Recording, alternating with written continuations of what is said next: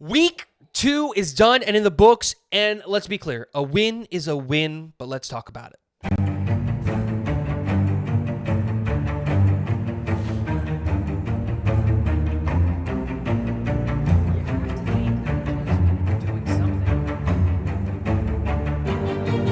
What is going on, guys? Welcome back to Talking Jets with Tigo. My name is Tigo, and today I want to talk about Week 2 because, well, the New York Jets won Week 2, beating the Tennessee Titans, and I wanted to wait to do my reaction video just because everyone's going to do their instant reactions, and I wanted to do like a day later after I've been able to watch the game a second time, after I've been able to dive into the numbers a little bit, get the PFF grades, just again, not because I love the PFF grades, but it just kind of gives you reinforcement. Hey, either I'm seeing something that they're not seeing, they're seeing something that I'm not seeing, or we're kind of both in agreement.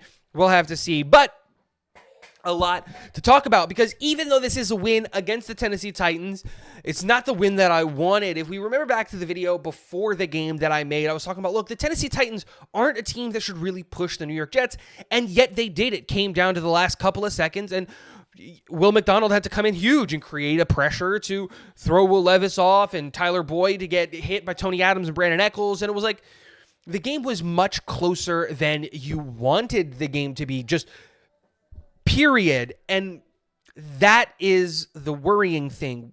What can we do as the New York Jets to fix these things, to get better at these things? Because that matters.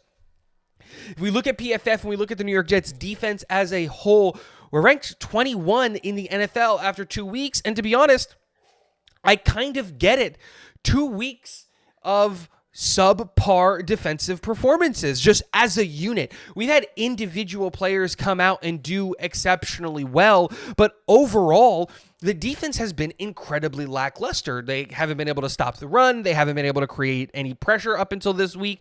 And look, I'm going to give the defensive coaching staff the benefit of the doubt, but because they're the only part of this coaching staff that deserves the benefit of the doubt. But the fact that this team is coming out to a slow start defensively is a curiosity. We did not have that much turnover on the defensive side of the ball, specifically on the coaching staff, but also in the player personnel package.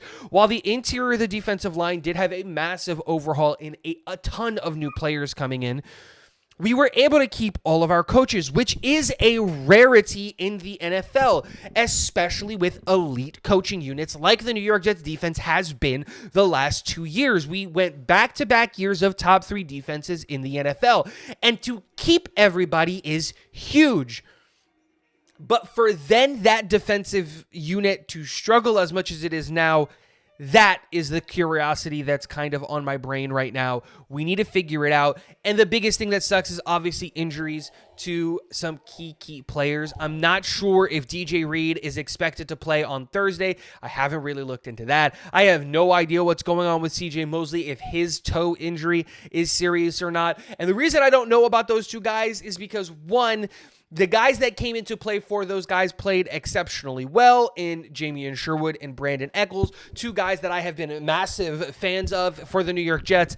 I said this, and I said this a while ago. I said this in the summer that DJ Reed's not going to get extended because of Brandon Eccles, and then that tune changed when we found that, you know what, Stiggers can play, and all of that part of the New York Jets defense. And I kind of expected that the cornerback room was going to do well. And I've been a Jamie Sherwood fan ever since we saw him play on the back half of his rookie year. I have been calling for him to be a starting linebacker for a while now. And to see him go out there when CJ went down, and let's be honest, the defense started playing better when Sherwood was out there. And this is not a knock on CJ at all, and it's not supposed to be. I want CJ to come back, but CJ just doesn't have the physical skills and talent anymore. He has the skills, he just doesn't have the physical ability to do what his brain wants him to do fast enough.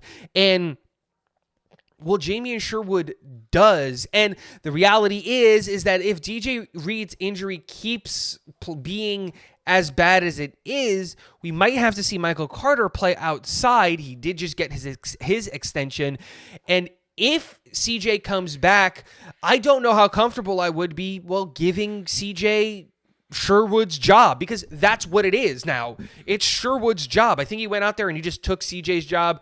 I might be overreacting. Let me know in the comment section below, but I have also been a massive, massive fan for a long time of Jamie and Sherwood, to see him go out there and do well. And the same thing with Brandon Echols, go out there, get interception. An interception that turned the tide of the game and really put us on the front foot. But also the biggest injury news, Jermaine Johnson, done for the year with an Achilles injury. Really, really sucks. I love JJ. He's the edge player I wanted in that draft. I had him as edge 1 in that draft class. And even though he came out to a slow start, to see him go down with an injury was devastating, but it did give Will McDonald an opportunity to go out there, show what he's made of, and he absolutely maximized his time out there, went out there, got 3 sacks, which is just absolutely insane. Also had a forced fumble to his name. The last player to do those things specifically was in 2015. The last defensive lineman to get 3 sacks was in 2018. The last defensive player, period, to have 3 sacks was in 2019. And it was Jamal Adams. It was a safety of all players. So really got to see him go and play with his hair on fire. And they really utilized him as a QB spy on Will Levis a lot of the game. Loved that defensive strategy, knew he had legs, and just said, hey, go hit him if he tries to run.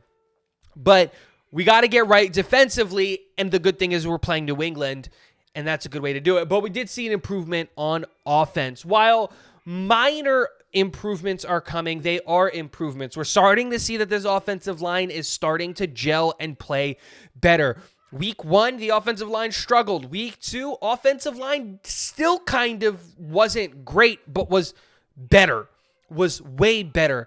Aaron had a ton of time in the pocket. The run game is where we're still starting to see some issues, but even then, we got to see that our rushers were able to get out and to get runs and to do things.